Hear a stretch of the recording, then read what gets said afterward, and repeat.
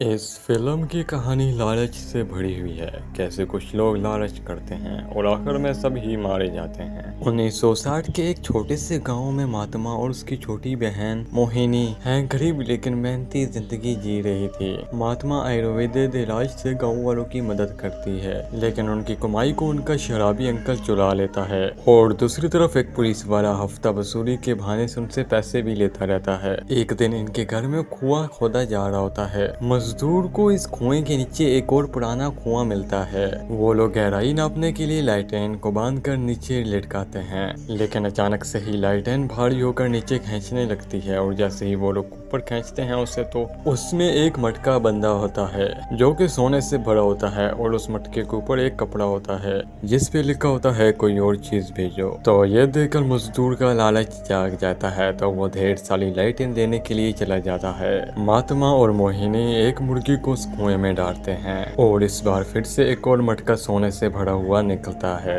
और तभी थोड़ी देर में मजदूर ढेर सारी लाइटें लेकर आ जाता है और कुएं में डाल देता है, पर इस बार वैसा नहीं होता।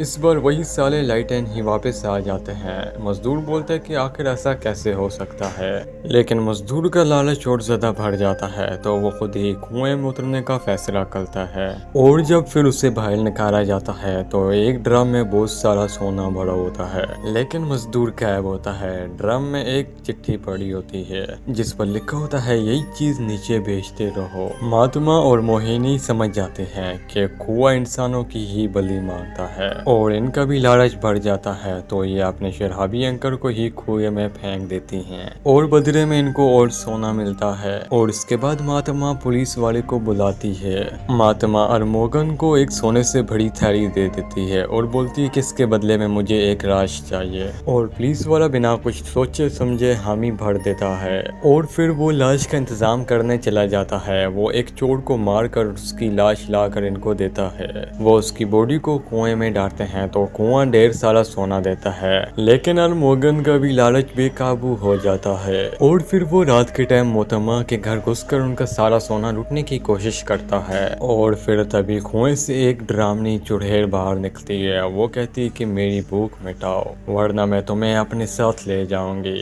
मोहतरमा सभी को बोलती है कि हमें इस चुड़ैल से नजर नहीं हटानी, अगर किसी ने भी नजर हटाई तो ये उसे ले जाएगी। महात्मा मोहिनी और अरुमोगन इसे देखते आ रहे थे, पर इनके साथ खड़ा कंस्टेबल उसकी नजरें उसके ऊपर से हट जाती हैं, तो उस कंस्टेबल को चुड़ैल अपने साथ ले जाती है। दरबार पर लिखा होता है कुएं को भूखा ना रखो। अरमगन का लालच अब हद पार करता है, तो वो पूरे ही गांव को खत्म करने की योजना बनाता है। तो वो एक खंबे को गिराकर बिजली की तार से सभी गांव वालों को मार देता है। लाशों को कुएं में डालकर उसे ढेर सारा सोना मिलता है, लेकिन फिर भी उसकी भूख नहीं मिटती, तो वह महात्मा और मोहिनी को कुएं में धकेल देता है। अरमोगन सारा सोना लेकर शहर चला जाता है और फिर गुंडों को हायर करता है ताकि कुआं और सोना देता रहे। लेकिन गांव के कुछ लोग बच निकलते हैं। उनमें से एक लड़का मोहिनी की आत्मा को एक औजार में बंद कर अरमोगन के पास पहुंचता है। अरमोगन औजार खोलता है और मोहिनी की आत्मा निकल कर उसे मार देती है। कुछ वक्त बाद उसी लड़के की शादी हो चुकी है। वो अपनी पत्नी के साथ